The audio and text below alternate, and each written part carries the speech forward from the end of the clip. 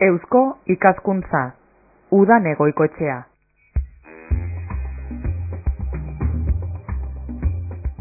Eusko ikaskuntzaz gozatzeko ere daukagu beste behin, eta bate baino gehiago esango da, bai, zelango lastimea oporra joan dira. Baina horrek badauka alde onik, positiborik, bere eusko ikaskuntzaren bigarren ikasturtean eri be, esate baterako, oratuko deltzago eta gustura ganera. Dakizuen moduan, Bizkaia irratia eta eusko ikaskuntza alkar hartuta dagoz, eta oraingoan be, makinatxu bat gai mai ganeratuko dugu, eta zelan ez, uinen bidez, zeuen belarrietaraino zabaldu.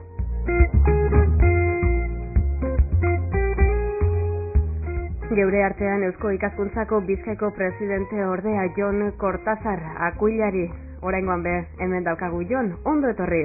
Eskerrik asko. Eusko ikaskuntza ezagutzen jarraitzeko ere daukagu Jon, barre egiten duzu, oporrak amaitu direla. Bai, amaitu dire, bai. Hori batzuk hor gabiz ba. Erdizke? Erdizke baina, zin itxirik.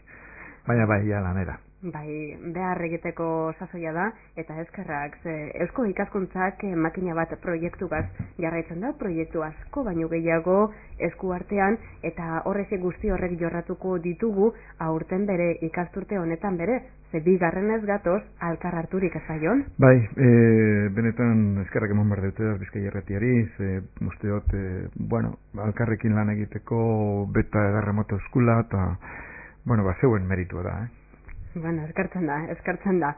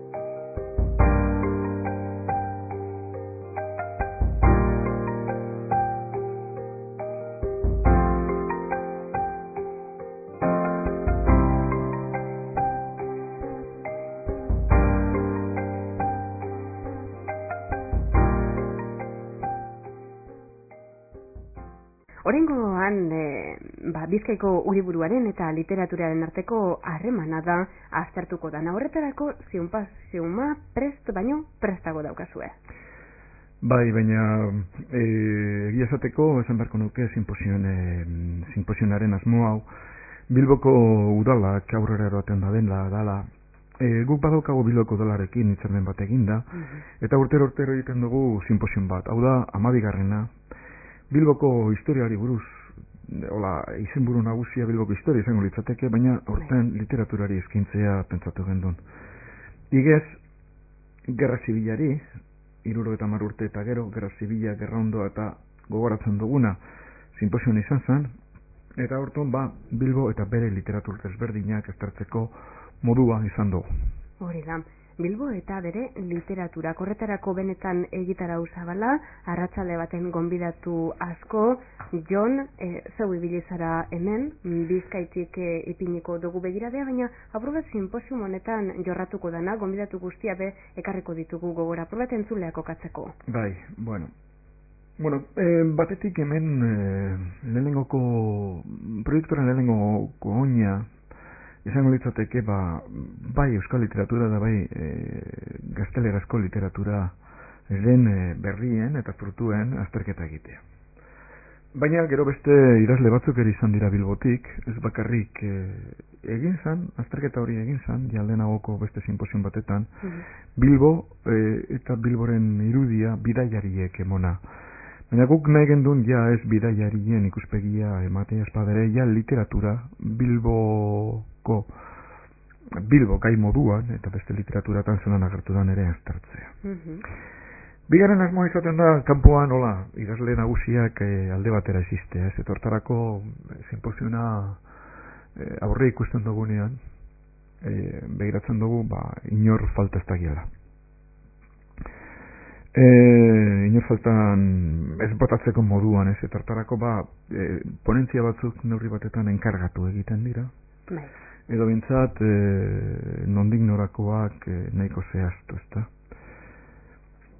Eta gero horren bor nagusi bat dau, pixia bat eraginda, Joseba Gerezkoenaga da simposion honen eragile nagusia, eta Joseba Gerezkoenagak eta biok egiten dugu lan hori. Orduan pentsatzen dugu pixka bat Bilboko literaturaren historia labur bat, ez dugu esango oso ondia denik, historia labur bat emun beharra dauela. Eta horregaitik, presteu egiten da ikuspegi nagusi hori, ez enborra. Eta enbor nagusi horren inguruan agertzen dira adarrak, ez da, literatura, bitxi gora bera, euskal literaturan, badakigu, ez da, Refrauak, Mikoleta, Mogeldarrak, Gabon kantak, 19. mendeko bukaera importante hori askorekin, Etxemena Gerrerekin, ez, eta gero gerra aurreko literatura importante bat ere badago, eta ondoren gerra osteko literaturaz Aresti eta Jakasit Poitbanda eta Txagarekin amaituko genuke, ezta. Diseinu hori mantendu behar da. Gaztelerazko literaturan mendearen bukaeran Unamunoren irudia dago, gerraren aurretik Eskola Romana del Pirineo deituturikoa, gero ondoren horrek berorrek falangen amaitzen da, eta falangaren literatura ere aztertzen da, Blas de Otero dago, eta gaur eguneko idazleak, Juan Bas bat, edo Pedro Ugarte, ezta, pixka bat, enborra mantendu behar da, eta enborroren inguruan, etortzen dira, bero beste adar batzuk, ikuspegia osatzera, eta ikuspegiaren beste alderdi, hain ezagunak ez direnak, horrek ere agerien jarri behar dira, ezta? Jon, berdea aurreztuko dutuen ez dakit, baina zuzeu Euskal Herriko Unibertsitatean katedra duntzara, literatura arloa azurma mintzen duzu egunerokoan, horrez ganera idazle, Euskal Literaturea hartuko dugu baderitzezu azteko simposiumean bertan, txandaka joango zari ez da, gaztelerazko literaturea, euskarazkoa, dana jorratuko da, baina euskarazkotik hasiko gara hori zen aitaturik baderitzezu. Bai.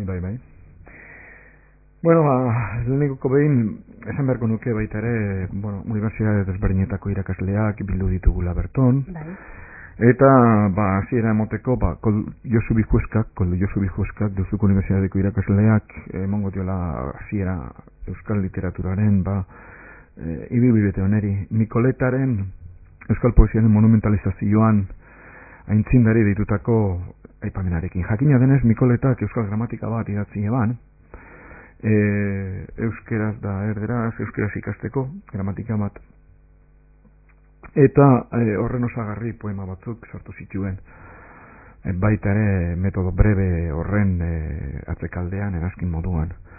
Orduan, Mikoletaren irudiarekin hasiko ginake, ondoren Xabier Altzibarrek, UPV-ko Euskal Herriko Unibertsitateko irakasleak, Vicenta Mogelen irudia aztertu behar da. Vicenta Mogel oso importantea da, 19. mendeko hasierako urteetan. Alde batetik ikuspegi nahiko konserbatzaile bat agertzen da belako, Frantziako iraultzaren aldean, baina beste alde batetik euskal literatura martxan jartzen da belako Gaben kanten bidez, eta Bilboko hainbat telesetan egiten diren kantak berak idazten dituelako euskeraz. Bilboaldeko euskaltzaletasun politikoaren ahotsen literatur moldeak eta diskurtsuak pixka bat garai berekoa da, 18. mendeko bukaera, 19. mendeko hasiera, Joseba Gerezkoenaga irakasleak azalduko da bena.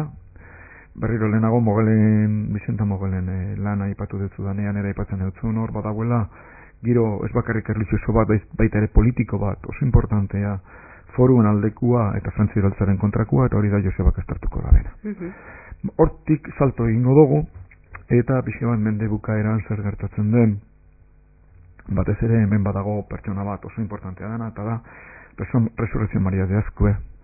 Jurgi Quintanak, oraintxu argitaratu, egin zuen, orkestu zuen tesi bat Azkueri buruz, ikasturte pasadan, ikasturtean, igazko gabonetarako, eta uste dut hor, datu asko eta handiak dagozela Azkue ezagutzeko. Programan ez da agertu, azken momentuko fitxeje izan nalako, baina Sebas García Trujillok ere aztertuko da mende bukaerako garai hori, 19. mende bukaerako garaia. Demostratu naiz, Bilbo momentu hartan euskal kulturaren hiriburua zela. Momentu hartan bizi ziren Bilbon, Azkue, Txominagirre, Labairu, Iturribarria, Unamuno bera. Kasko zarrean bizi ziren ganera, Azkue pixka bat onago, baina pixka bat egunero alkar ikusten ziren, euken modua baita ere, alkar lan egiteko, tratu pertsonalizateko, eta, berak aztertu nahi dau, pixka bat zintzuk izan ziren euren bideak, eta zintzuk izan ziren baita ere, eurek izan ere zen hartu emon horrek. Nire aldetik ikuspegi orokor bat egin nahi dut, euskal poesia, ikusiz Bilbok nola funtzionatzen da ben. Unamunoren poesian, hemen Jon Juaristi, Unamuno, Blas de Otero, Jon Juaristi hartuko ditut alde batetik, eta beste alde batetik Aresti, Atxaga, eta, pixka bat aztertuko dut zein izan da, ikusten duzunez, mende bukaeratik gaur arteko ikuspegia, edo, ibilbidea Bilbon, ez da? Bilbo nola agertzen den euskal poesian. Jon, horrela jarraitu aurretik, parkatu, uste zu ezagutzen dabala herritarrak ere dauka sinposiomonetara joateko. Bilbo aitatzen dugunean, euskal idazleak Bilbon aitatzen dugunean hori irakasten da, unibertsitateak irakasten duzu. Ze informazio dago honen inguruan? Nik uste egin beharko gonkela gonbidapen, ez da, aurreratzeko eta apurat gehiago jakiteko euskal idazleez. Esan beharko neskizu orain 5 bat urtero egin gendula, Bilboko udalak egin zuen erakusketa bat, Bilboko idazlei buruz, eta prestatu zan baita ere katalogo bat, bizka bat, danak edo kontuan hartzeko alegin bat izan zan, ez da. Gero inoiz danak ez dira aipatzen, baina bide orokor bat bintzat egin zan hartan, ez da. Gura dute berba egin, honetan buru belarri dabilenarentzako eta geure entzulentzako, ez da, danek apurat kokatu daien kontua. Eta amaituko dugu pixka bat lekturiaren egunkari eskutua, Etxeardegiren novelaren azterketa txiki batekin, ez da. Amaia Jauregizar Andereñoak egin dau, Gernikarrak egin dau tesina bat, aurton Deustuko Unibertsitatean lekturi egunkari eskutuari buruz, eta konbidatu indugu bolutatik Parisera doan pertsonaje honen bizitza, Bilbo zapaldu barik ganera doana, bizitza nobeleskoa bintzat aipatzeko. Kontuan hartu behar da, Etxeardegiren novelaren 50. urte horrena ospatzen ari garala, eta, oso egokia esan baita ere Etxeardegi oso kontutan hartzi, ez da. Hori euskereari jagokonean. Eta gazteleraz, gazteleraz, ez dakit, ziurrenik Unamuno kontuan hartu behar zan, eta pasen la guerra, bere Bilboko novela nagusia. Unamuno hori buruz zerbi dagoz, ponentzia 2 egongo dira. Blas de Otero oso kontutan hartuko da, lehenago esan dutzen moduan, Juan José Lanzek hartuko dugu gaitzat Blas de Otero. Eta gero Selena Nobile da italiatik ekarri dugun ikerlari bat, Euskal Herrian egon zan, eta Euskal Herrian egon zanean aprobetxatu bere Erasmus garai hori tesina bat egiteko gaurko gaztelerazko Bilboko idazlei buruz, ezta? Pedro Ugarte batez ere, Pedro Ugarteren novela bat italieraz emon dauz Selena Nobile korentxu, baina aparte Juan Bas bezalako idazle bat, edo beste idazle batzuk kontuen dakat, Bilboko ez den Kepa Murua idazlearen lana ere aztertu eman, ezta? González San Martín eta José Fernández de la Sota, azken ordukoak ez dira, baina bintzat Larogeita hamargarren urtean buruan, beren lana prestatu daben idazleen azterketa bat egin eban. Eta hori ere, ikusten duzunez, naiz eta behar bada euskera zehatzago joan, behintzat guk idazle emblematiko deitzen ditugun horrek tratatuta dagoz. Unamuno alde batetik, Plas de Otero bestetik, eta ikusten duzunez baita ere, gaur egun dagozan diran idazleak bere bai, ez da, orduan, uste otor berriro, enborra mantentzen dugula, ez da. Bai.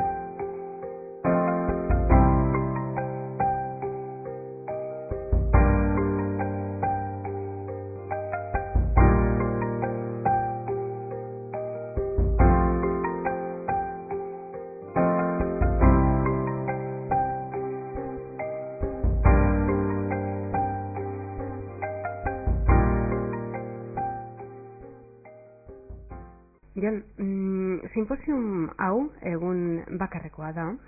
Bai. Baina hemen aurretik eta ostean behar egiten da.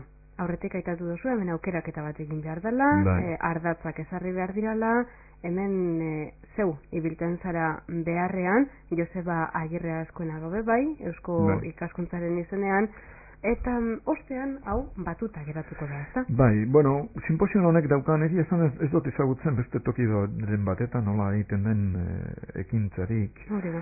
Baina simposio honek daukan ez dakit elementurik importantena da egilei, ponentzia egilei ez jakela asti askorik izten. Ez jake izten euren ponentziak irakurtzea, baizik eta ponentzien laburpenak ekarri behar dira.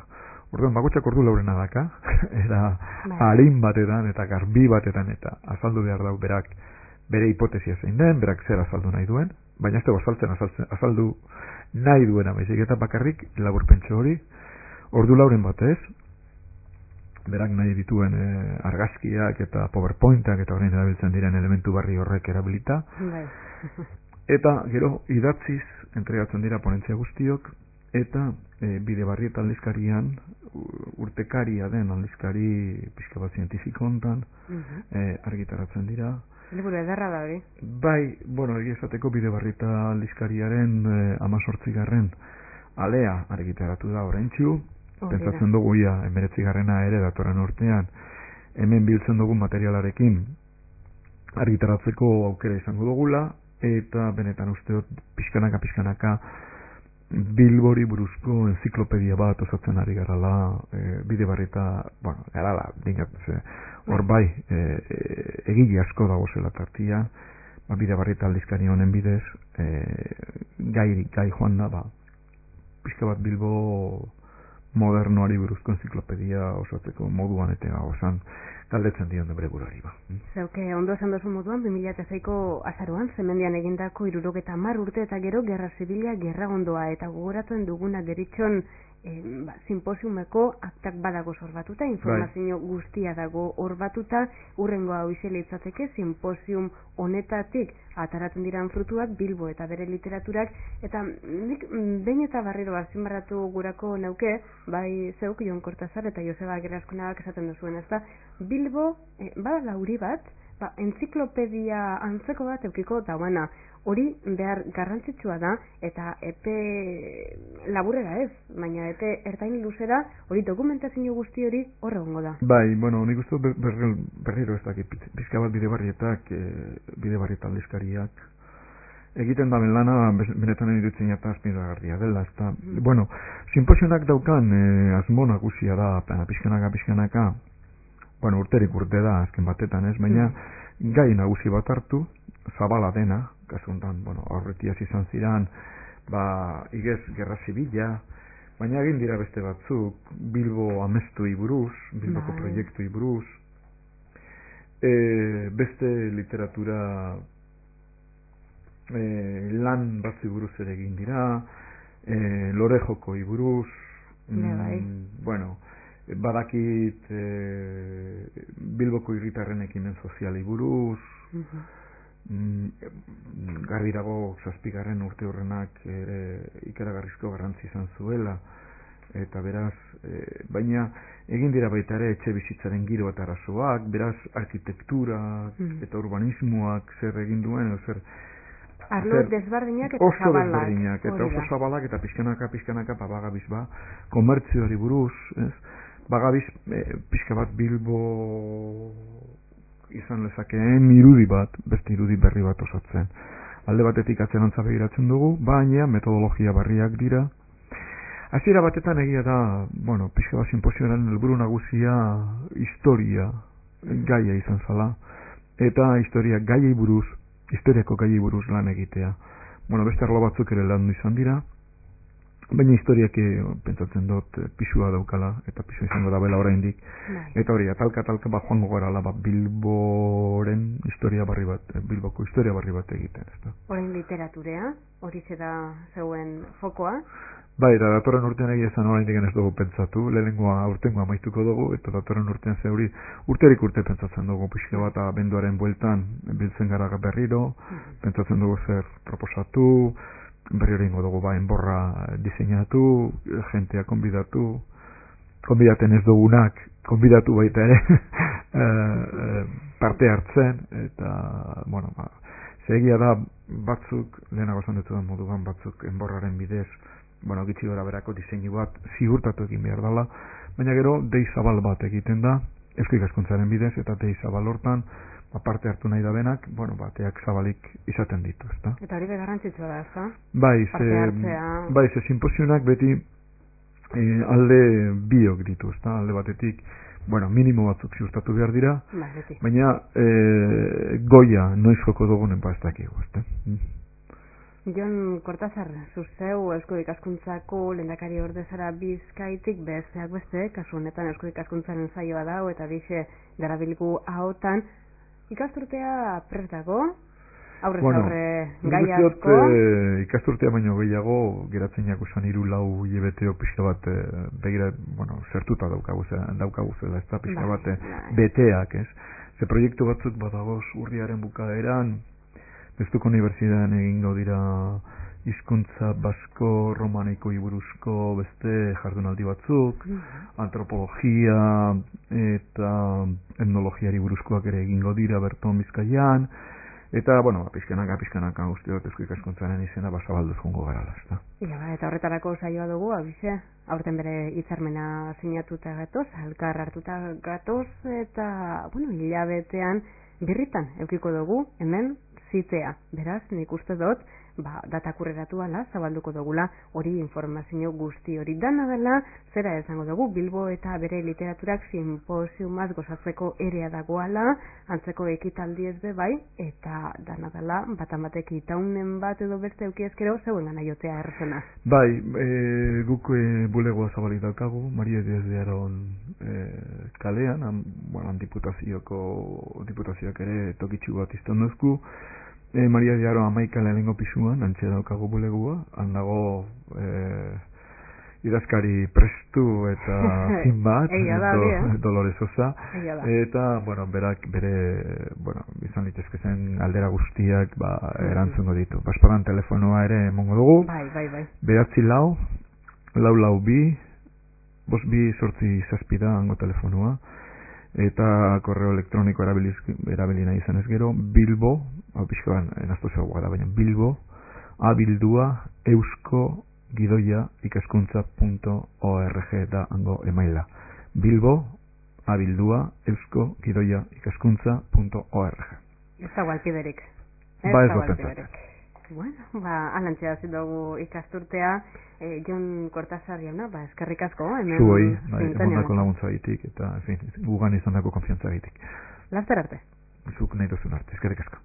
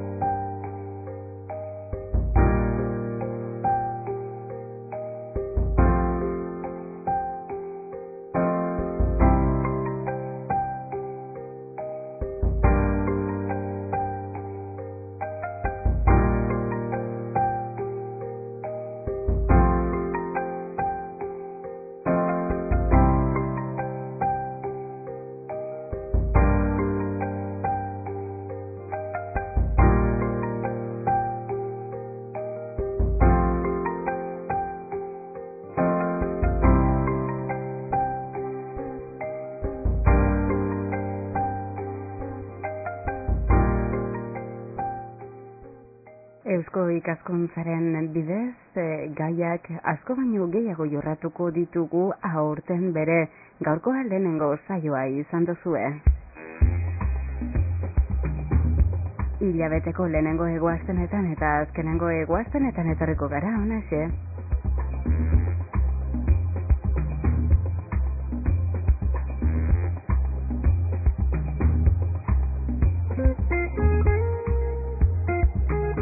Eusko ikaskuntza, Social Estudios Vascos, EISEB, izaera pribatuko erakunde zientifiko-kulturala da, 1918an, Araba, Bizkaia, Gipuzkoa eta Nafarroako aldundiek sortua, euskal kultura garatzeko baliabide egonkor eta iraunkor moduan.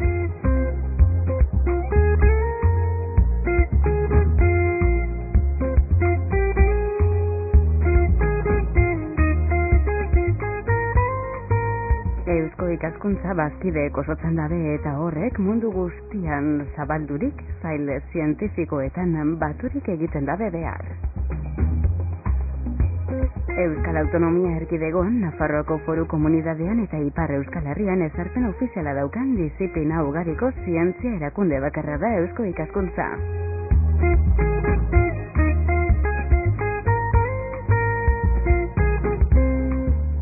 Diziplina aniztasuna, 15 zientzia zail, malgutasuna, kudeak eta harineko egitura, lurralde aniztasuna, herrialde guztietan, alkartzeko ahalmena, erakunde askoren lankidetza erakunde publikoen aldetik, eta lanbide aniztasuna, akademikoak, profesionalak, adituak, honexek dira Eusko ikaskuntzak, bere historian zehar izan dituen bereizgarriak, eta orain bere, euki badaukazanak. Eusko ikaskuntza alkargunedan erakunde zientifiko-kultural moduan Euskal Herriaren eta edo bertatik jakintza aztertu, ikertu eta zabaltzen dau, haren aurrerapena bultzatzeko eta gizarteko ezinoa eta partekaturiko nortasuna sustatzeko. Helburuak azken baten euskal kulturaren balio tradizionala finkatzea, kultura goratzea eta edatzea, eta euskal kulturako eskualdetan bizi diren pertsona guztien mesederako izango diren balio barriak sortzea. Hasi dugu ikasturtea, Eusko ikaskuntzak bideratutako saioei jagokenez, eta atarian esan duguna, hilabeteko lehenengo egoaztenetan eta azkenengo egoaztenetan berton izango gara Bizkaia irratiaran sintonian dakizuen moduan.